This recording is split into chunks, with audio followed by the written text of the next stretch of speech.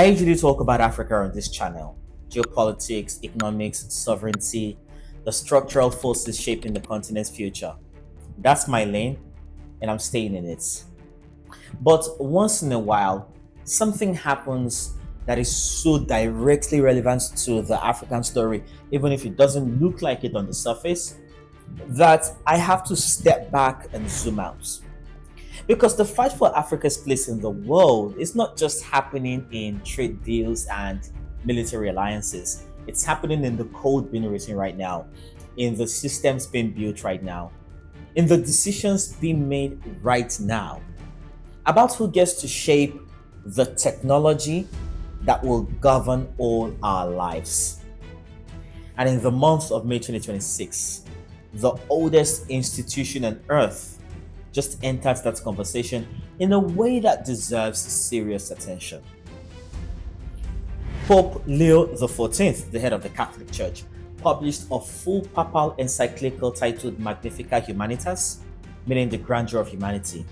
And it is specifically about artificial intelligence, and whether you're Catholic, Muslim, atheist, or anything else, the arguments in this document are ones that every African, and frankly every human being on this planet, needs to understand.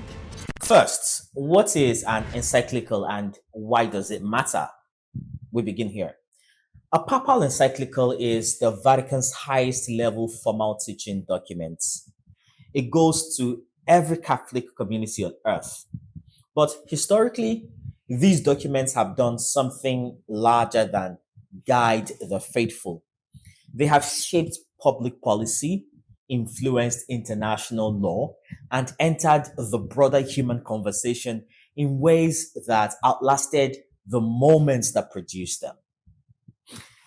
The most important precedence, I would say, is Rerum Novarum, published in 1891 by Pope Leo XIII. And that document addressed the conditions of workers at the height of the first industrial revolution.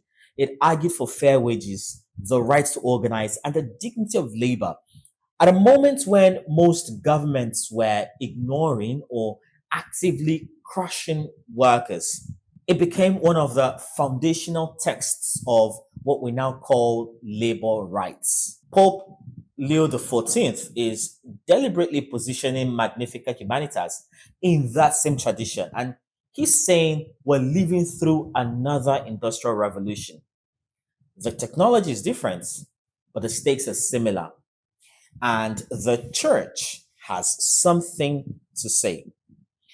The question is, what exactly? To build his argument, Pope Leo XIV reaches into two stories from the Bible. And I want to be clear, you do not need to be religious to find these frameworks useful. They are analytical tools as much as they are theological ones. Okay? Now, the first is the Tower of Babel.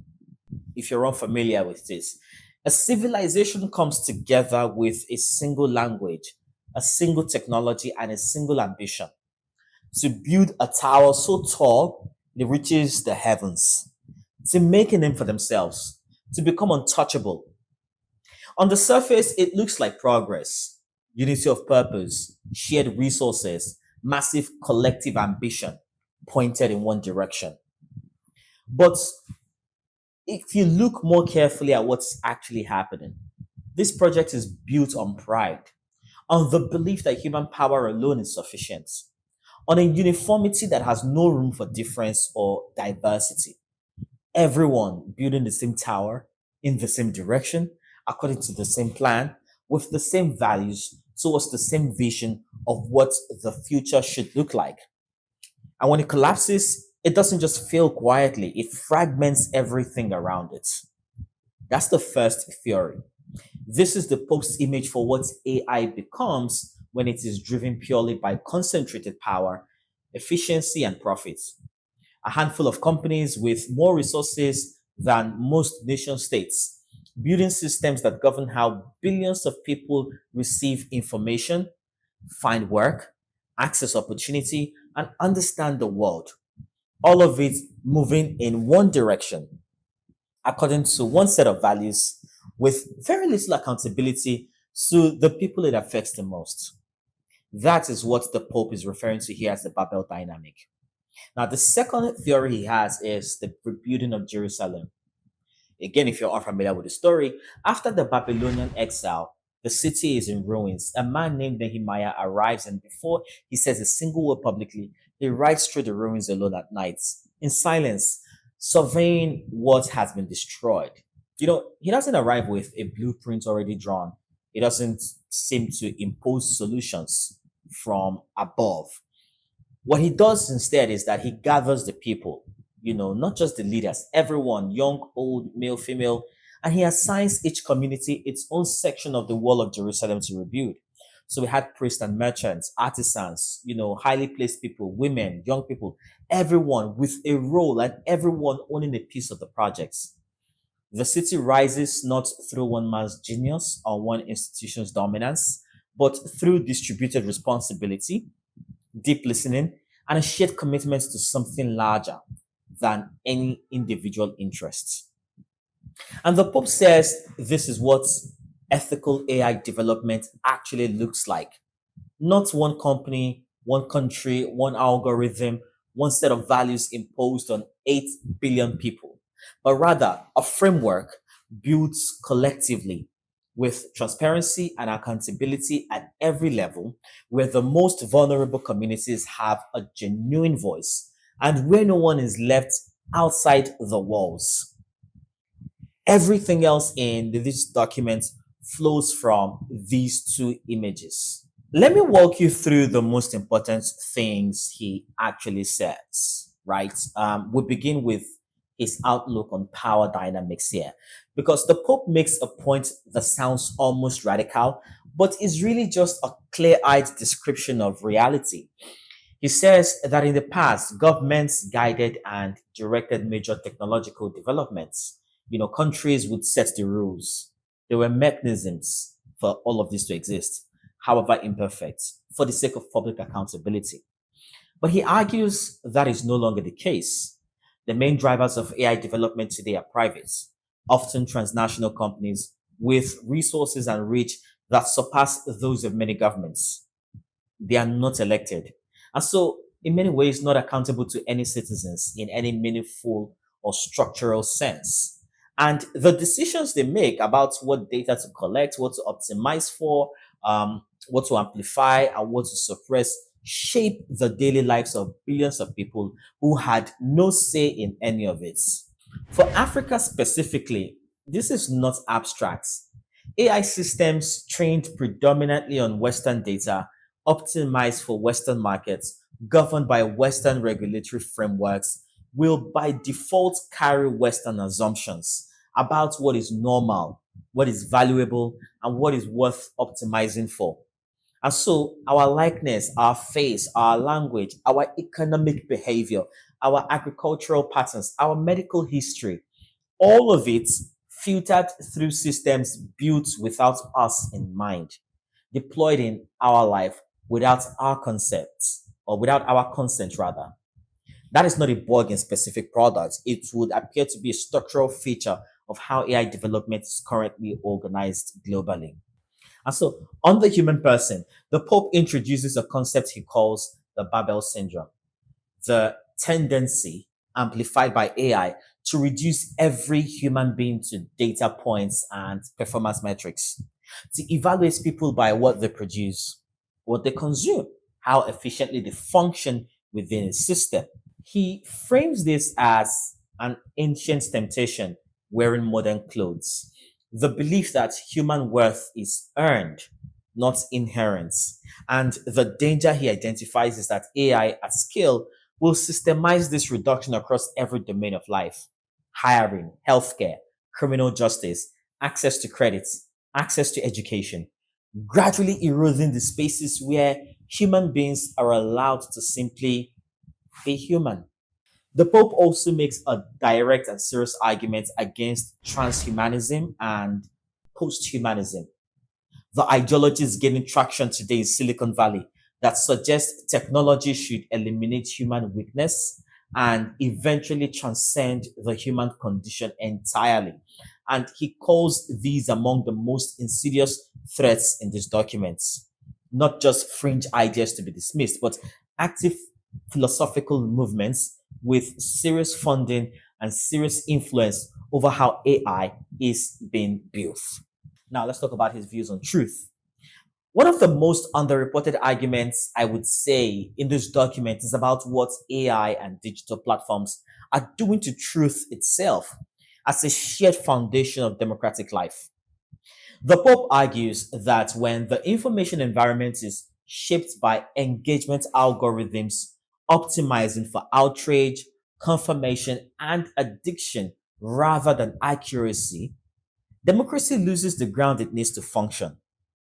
He calls for what he describes as an ecology of communication, which is a deliberate, structured effort to restore shared epistemic foundations. And he says digital literacy must become a central pillar of education globally, not an optional add on for wealthy school systems. Let's talk about his views on work. He gives this an entire chapter and it deserves its own treatment, if you ask me. In Catholic social teaching, work is not just how you earn money, it is how human beings participate in creation and in society. It is a dimension of dignity. So when AI replaces workers, the question is not only economic, it's about what people lose access to beyond a paycheck: purpose, participation, belonging, identity. And he insists that no economic model that treats workers as expendable cost to be automated away can be considered just, regardless of the efficiency gains it produces. Let's talk about his views on freedom and AI. The Pope argues that algorithmic dependency, behavioral manipulation, and surveillance capitalism are not consumer protection issues. He says they are freedom violations. And he uses the language of slavery deliberately. When a platform is engineered to hijack your attention, manipulate your behavior, and monetize your psychological vulnerabilities, he argues that is not a neutral business transaction, but a form of domination. And he calls for structural protections, not just individual digital hygiene tips. And finally, let's talk about his position on war. Because his position on autonomous weapons is unambiguous and he states it without qualification. Legal decisions cannot be delegated to machines. A machine cannot bear moral responsibility. It cannot exercise conscience. It cannot be held accountable. And a world where decision to take a human life is made by an algorithm, however sophisticated, has broken something fundamental in the relationship between power and accountability. In the context of multiple active conflict zones where AI driven weapons systems are being deployed already, that is a concrete political position, if you ask me, not just a theological abstraction. But I want us to step back and just sort of look at the bigger picture because I think this is the most important thing about this document beyond any individual arguments that it makes. Right now, the global conversation about AI governance is happening in two registers: the technical register, safety benchmarks, alignment research, model evaluations, and the regulatory register, proposed legislation, international agreements, enforcement mechanisms. You know, what is largely missing from both of these conversations is a coherent account of what we are actually trying to protect. What is the thing that AI should serve? What does it mean for a technology to be genuinely good for humanity?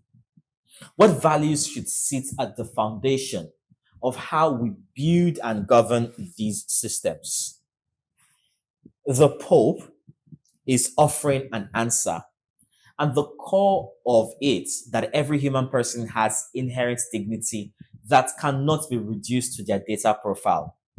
That power must be accountable to those it affects, that the most vulnerable must have a voice in the systems governing their lives, that some decisions are too consequential to be automated is not a sectarian answer.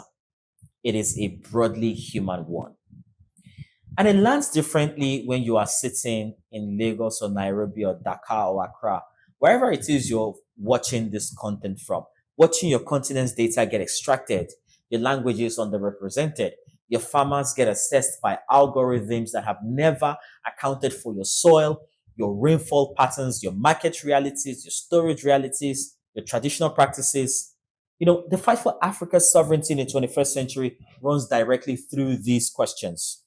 Who builds the systems? Who governs them? Whose values do they encode? Whose dignity do they protect?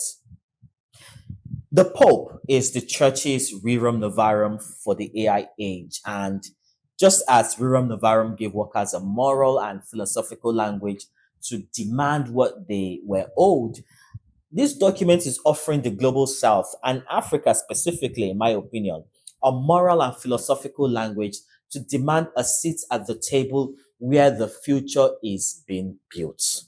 So finally, the Pope frames his entire document around one question. Are we building another Tower of Babel, or are we rebuilding Jerusalem? Are we building something driven by concentrated power, optimized for uniformity, accountable to no one, and destined to collapse under its own weight? Or are we building something together with distributed responsibility, genuine accountability, and a commitment that no one gets left outside the walls? And for Africa, that question is not philosophical, it is immediate. It is about whether the continent gets to participate in the design of the systems that will shape its agricultural outputs, its financial markets, its healthcare, its education, its political information, environment, its security, or whether once again we receive systems built somewhere else by someone else for someone else and are told to be grateful for the access. The oldest institution on earth just told the most powerful industry in the world, you are not building in a moral vacuum. The people your systems affect have a claim on how you build them. Whether you agree with every conclusion the Pope reaches or not, that argument is worth understanding because the people making the decisions about AI right now are not waiting for the conversation to be settled before they act. And neither should we. My name is Chika, and if you've enjoyed this conversation, please like, share, and subscribe, and I will see you in the next one.